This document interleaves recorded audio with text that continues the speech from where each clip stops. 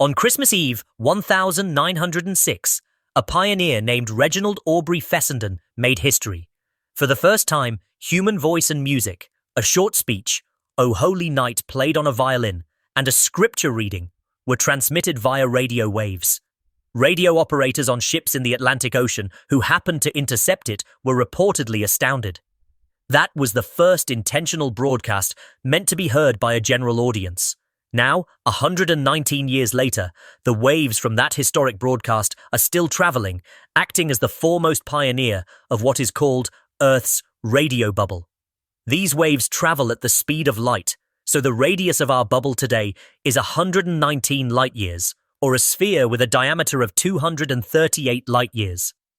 Though it sounds far, this is only a tiny speck on the map of our Milky Way galaxy, which spans about 100,000 light-years.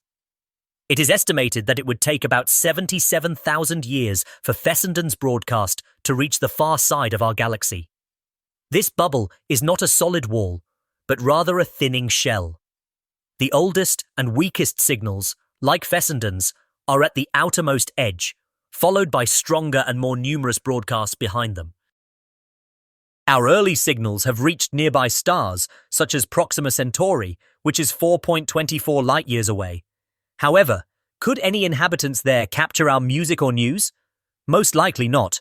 The signals are now extremely weak and scattered, merging with cosmic noise, leaving only a faint whisper that a technological civilization once existed here.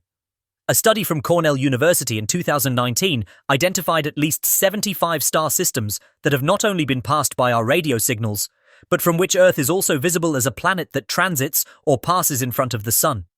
The majority of stars within our radio bubble's radius are dim, hard-to-detect red dwarfs, so the actual number of stars that have been touched by our broadcasts is likely much higher. Ironically, just as our bubble continues to grow, the leakage of our signals into space is actually decreasing. The fiber optic and digital transmission technologies we use today emit far less radio energy into space compared to the analog radio broadcasts of the past. In essence, Earth's radio bubble continues to expand, carrying the first traces of our electronic communication civilization. However, the center of that bubble is now becoming quieter in terms of easily detectable broadcasts, leaving layers of radio history moving forward towards the stars.